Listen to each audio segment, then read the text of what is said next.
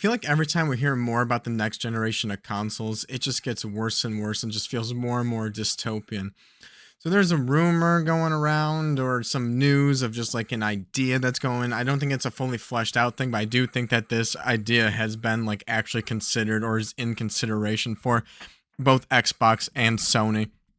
And that's, how do you bring over your physical library to these new systems? These new systems that want to be digital only, or in Sony's case, they're going to have this issue of trying to sell a PlayStation 6 and a PlayStation handheld and try to like brand them as both being PlayStation 6, right? Like the handheld experience isn't a compromised experience. It's just a PlayStation 6 with a different form factor. And just like what's interesting about this generation is we now have like established eShops, right? That's technically Nintendo's eShop, but these like digital storefronts. And if you get the PlayStation 6 and it's a digital only console, or at least the handheld most likely being digital only, if you have a digital only library for the PlayStation 4, PlayStation 5, it'll work just fine because you'll still be able to purchase these games on, PlayStation Network. But if you decide to go all physical, the most hardcore gamers, the most hardcore PlayStation fans who are probably full physical, you're just out of luck. You chose wrong. If you want to play those games on the new consoles, you have to rebuy them, or you're just going to have your PS5 and your PS6 hooked up, which is just awkward for, long term. It's like, okay, what about PlayStation 7, PlayStation 8, PlayStation 9? Once it probably inevitably goes to this like all digital future. And what do? You just always have to have your PlayStation 5 hooked up to play your PS4 and PS5 physical games. It's a really weird situation that's in, and it could just easily be fixed if they just decide to go just full physical media, just like how it's always been, and not go full digital. But of course, they want us to own nothing. I don't want to own anything. I'd be so much happier if I didn't own anything. But what do they do? What do they do in this situation? And so this like rumor, this talk, this rumbling is that this idea they're floating around is that they'll come up with some kind of system. I don't know if it would be like an add-on attachment or like what the process would be, but it would be digitizing your physical games and converting them to digital games. So if you have a library of PS4 and PS5 games, you would somehow be able to digitize those games and turn them into basically a digital game that's on your account, as if it just like, purchases the digital game and puts it on your account. And the most concerning thing about this system from the talks that are going on is that it would render those physical games useless, right? It would take them off the market. It would scrub the code on them. And it's like, this game no longer exists. It has been converted to a digital game. Now it's on your account. Now you can use all your previous physical games on the PlayStation 6. Now you're happy. This idea is just, I can't imagine anybody who's supporting this idea. If you see people online like Sony pony fanboying this idea, they're wrong, right? Like, I've been primarily PS4, PS5 gaming for the past 10 years. Although I've been making a lot of Nintendo content lately, and I do like the Nintendo Switch 2 quite a bit. I've been primarily a PlayStation gamer, right? And this is just a horrible situation. And same with Xbox. I'm going to be talking mostly about PlayStation because I think their situation is a little more unique. I've given up a lot about it on Xbox. Even the good news that's been out lately, I haven't made a video about it yet. Maybe I will, maybe I won't. I'm still not sold on Xbox making this big comeback with Asha Sharma. It's a lot of low-hanging fruit that they did to these like good moves or whatever. But PlayStation, I find it really interesting because we have the PS5 Pro, which has a detachable disk drive. So in my mind, I always thought that the PlayStation 6 would be released as a digital-only console, and you'd have to buy the disk drive. Like, that is completely my mindset. It's going to be probably $1,000 for the console, digital-only, and I'm going to have to buy a disk drive so that way I can play PS4 or PS5 games and my 4K movies. But they're also going to have this handheld, and that's concerning to me because I don't think it would surprise anybody if this handheld was digital-only. But if there's not a built-in disk drive and you have to buy it separately, which means a lot of people wouldn't do that, and this handheld doesn't have discs, as you would probably assume, why would they even make physical PlayStation 6 games, right? It almost makes no sense.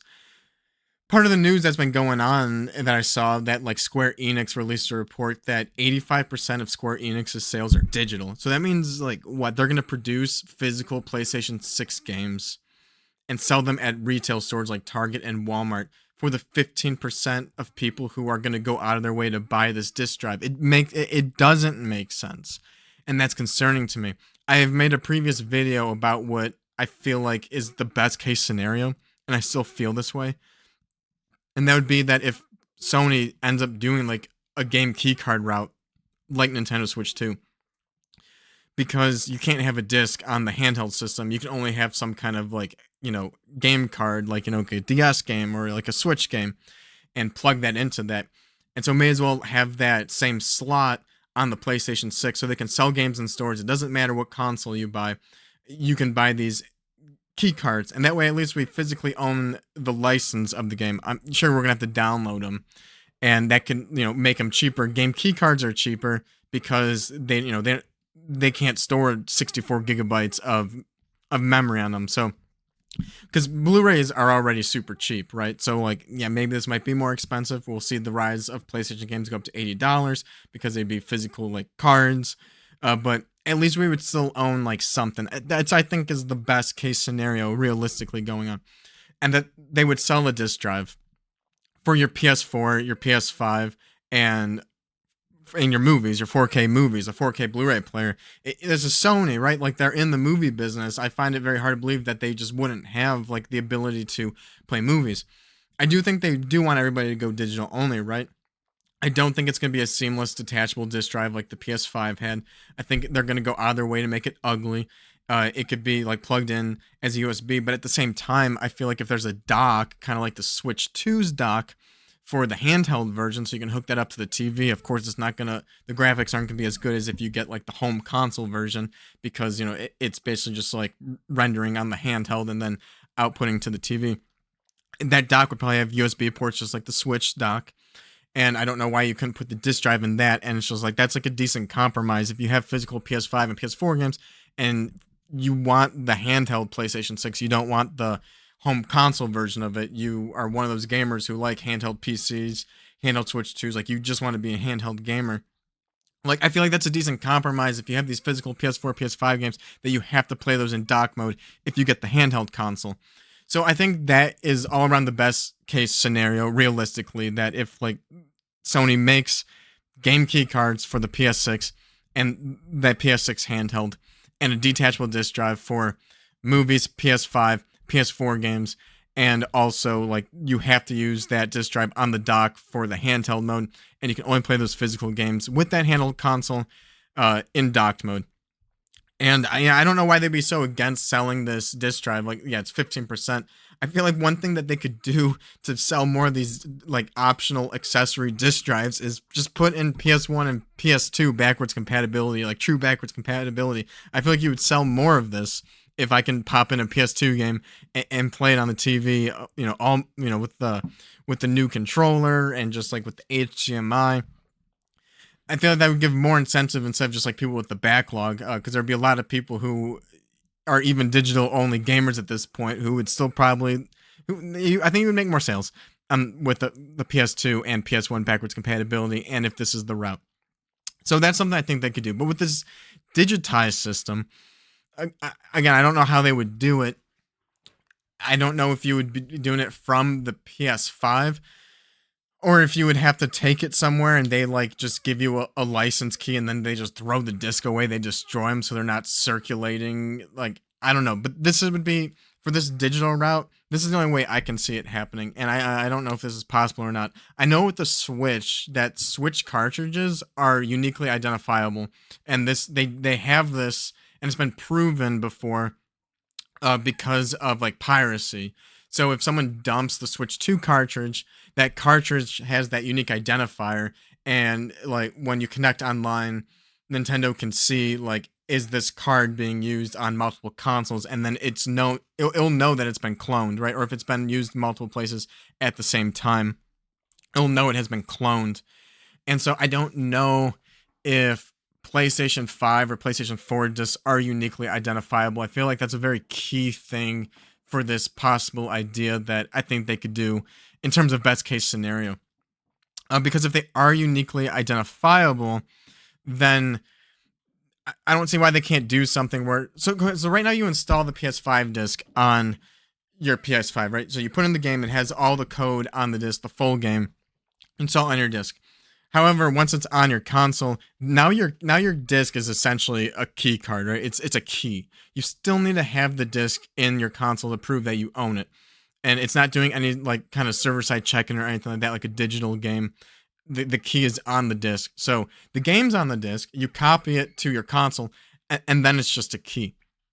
And so ideally, like this will always work offline. You can put in the disc, you can put in the key, you put in the disc and installs the disc, and then you need the disc and have the key. And what I don't know about that uniquely identifiable thing, and maybe someone's done this before, but if I install a game on my PS5, if I get another copy of the game, will that disc work if I put that disc in? Not the one that was used to install, but the exact same game, just a different disc if that goes in. I suspect it would work, but I'm not positive. If someone knows, let me know down in the comments. But yeah, if the discs are somehow uniquely identifiable, just like Nintendo Switch cartridges, then I think what would be interesting, and maybe could even work like without this whole digitizing thing, is you install the game.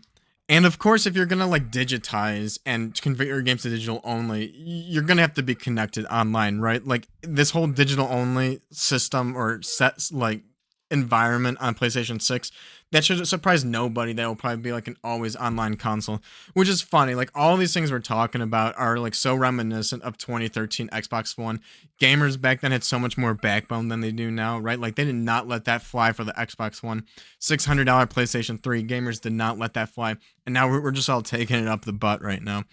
And I guess it just is what it is. I don't know.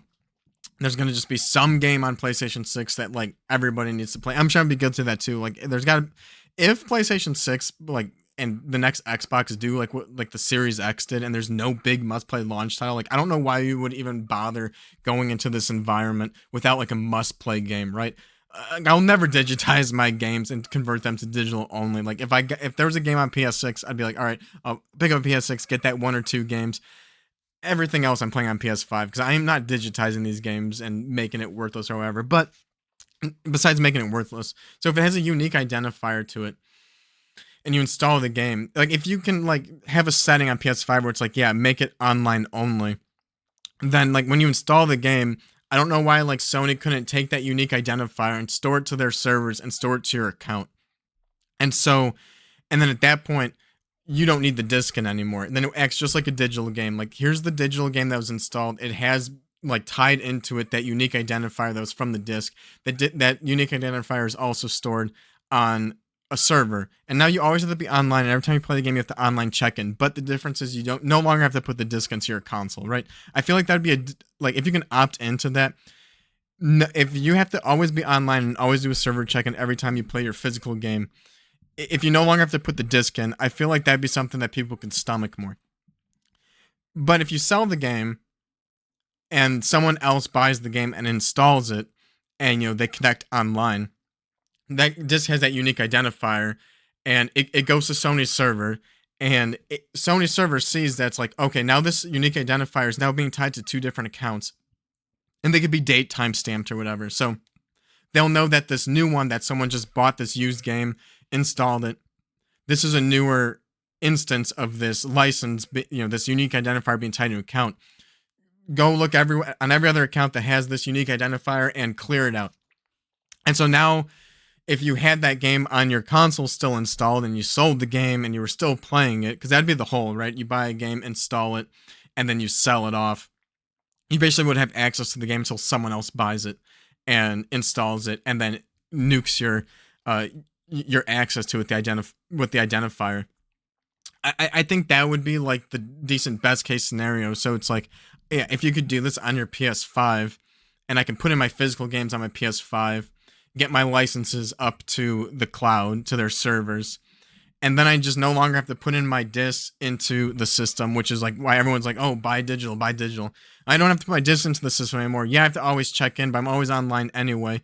But if the internet ever goes out or the servers go down, I saw my physical games. I can still just go back to having to put the disc in, play the games off the disc. I can't sell the disc, or I could risk it. I could buy a game, sell it, and then maybe I can get lucky. No one ever buys the used copy, or I get 30 days. Um, but yeah, at the same time, you can use your PS5, get all those games ripped onto your account, and then go over and play on the PS6. And it's like, yeah, I got a PS6. I want one or two PlayStation 6 exclusive games like Spider-Man 3, Horizon Zero Dawn 3, and well, I don't want to have my PS5 and my PS6 hooked up to the same TV. I want to play on that TV. Maybe I put my PS5 here. I stream on it a little bit.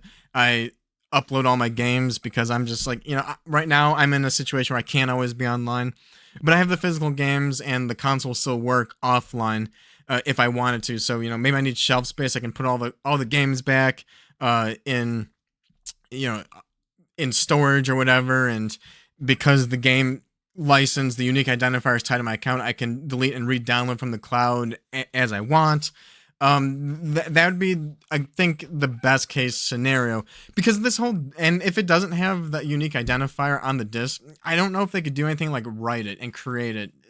That might need like a different attachment to have like some kind of like CD writer, but at the same time, if they're doing this digitizing thing and they erase the game from the disc, that's like a form of writing also, to remove that code. So I don't know if they could like retroactively put that code on the disc, render from the servers. I'm not sure.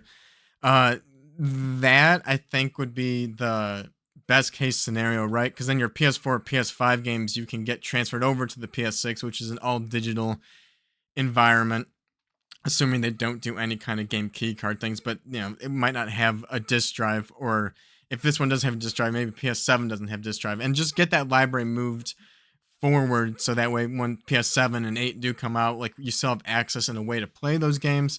But then you still have your physical games for preservation purposes, for collection purposes, and you're not just like, out of luck on those. I don't like it. I don't like it. I think these are just the best case scenarios, which is sad, right? Gamers wouldn't let this fly in 2013 with Xbox One, which I thought that was an interesting thing too, right? Like, because they're like, you couldn't sell the games, you couldn't borrow the games, you buy the disc, and it just like had a license on it, and you download it, or it like rips it from the disc, and then and then it made it no longer usable because that license would get associated to your account, and that's it. You don't need to put the disc in anymore. What I always thought was interesting about that was they talked about this family plan. Like, nobody talks about this that much, that you could have like 10 people on a family plan. And so you buy the disc and you get the license on your account. And if you're in the family plan of 10 people, you can play games from other people's accounts, like a digital shelf. And so I always thought that interesting. It's like, oh wow, you can get like 10 people, everybody buy a $60 game, and you have access to 10 games. And it's just like, you just can't have two people play the same games at once. So if you want to play a multiplayer game like Halo or Call of Duty, you need one copy for every person who wants to play simultaneously. So maybe you need at least two copies of the game. But in terms of single player games, I thought that would always be awesome. It's like everyone could buy. If everyone bought like one game, you'd have so many games very fast and save a lot of money. Uh, I always thought that was interesting, and I liked that way more when I had a lot less money in 2013. Right, like that sounded great. I no longer think that, but I don't know. Then like they could do something like that with your physical games in terms of shareability with family accounts. That would make that more appealing, I suppose. Maybe Xbox One truly was way ahead of their time on so many of the things that they had tried to do, but gamers had way more backbone back then. They pushed back real hard on that. Yeah, I don't like this, but and I think it sucks that it's. I mean, they want all digital, no doubt. They want us not to own anything. They don't want the secondhand market. I think they're going to try to nuke it with the PS4 and PS5 and not have this whole same situation with secondary market losing money to retail stores. They want dynamic pricing on the digital stores. They want you to have DRM. They want to brick the PS5 and force you to upgrade to the PS6. And likewise, they're going to want that for PS7 because with diminishing returns, it's harder and harder to even convince people to upgrade from PS5 to PS6. So what's the best way to do is make the PS5 just worse. And then if everything's digital only, it's much easier to make things just worse, right?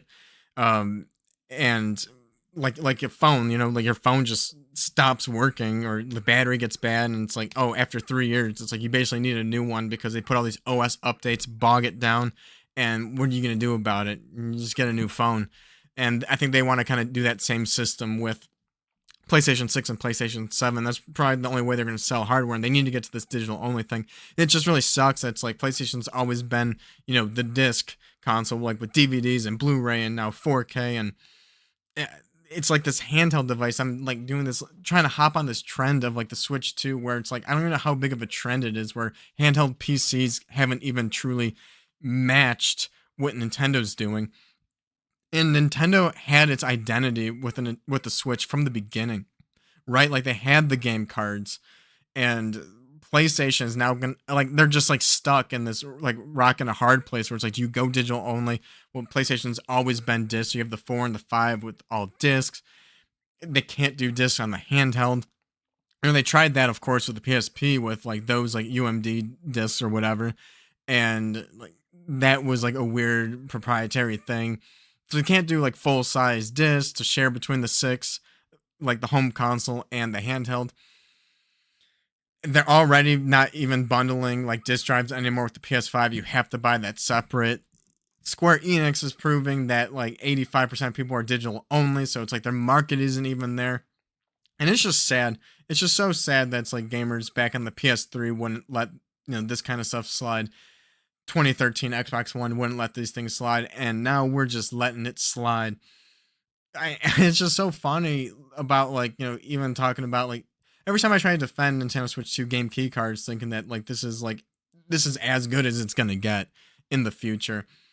This whole thing with like PlayStation and Xbox going on with this digitizing games, it's just so much worse. I don't know. You don't hear like as much noise about it.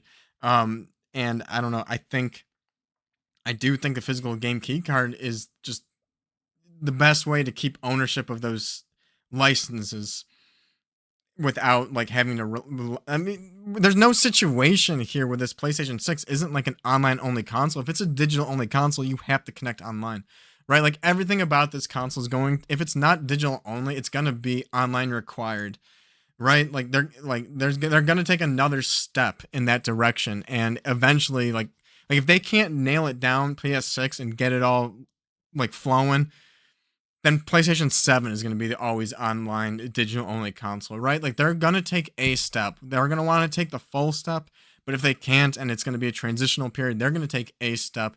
And one of those steps is I feel like that they're floating around is trying to get your physical games on to this environment.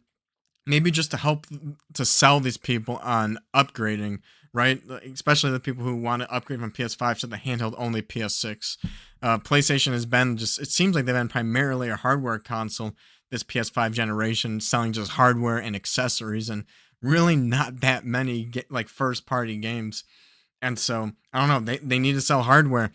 And yeah, I don't know, man. I don't like this future of gaming. Like I said, I feel like realistically, I can see myself buying like the PS6 because of the couple first party exclusive games that I really want to play. YOLO, Life Short. Like I probably want to play those games, but it'd be really frustrating. Like I don't want to have PS5 and PS6 on the same TV, and if I can't play all my PS4 and PS5 games on the same box, and like watching my movies on it, because I do all of that on my PS5. I play PS5, PS4 discs. I play movies like 4K movies. And if I can't do all that on the PS6, that's just like a way harder sell. Like, how bad do I want this game? Am I willing to pay $1,000+ for this $80 game just to be like a more inconvenient box under my TV? Unless I go all digital only, which like I have no intention on doing that. I'd much rather inject all that money into my physical media collection at that point. Yeah, I don't know. Again, like that's coming around the corner in 2027. We're gonna see more what they actually decide to do. And if Sony doesn't get this right with the PS6, if they can't get this right, their approach to, I don't know, physical media or bridging these generations with our backlogs, the Nintendo Switch 2 generation, they're almost 1 year only 1 year old, and they're gonna be around for another 7 years. And it's like I could live off that thing. You know, the games are good enough. Playing Resident Evil 9, it was good enough. And the inconvenience, like it's funny that they're trying to go digital only in the name of convenience. It's way more convenient to be digital only. You don't have to get up and change the disc, right? It's just so convenient. Um, Everything about this digitizing system that they're trying to do just sounds so inconvenient, and everything about like the handheld and console, the two separate SKUs, creates these problems that feels like the solutions are only going to be inconvenient. And if this thing's just so inconvenient, I don't know. It's gonna be a very tough sell. $1,000 to play an $80 game to have to like rebuild your library or just like lose access to your old library, your old accessories and everything.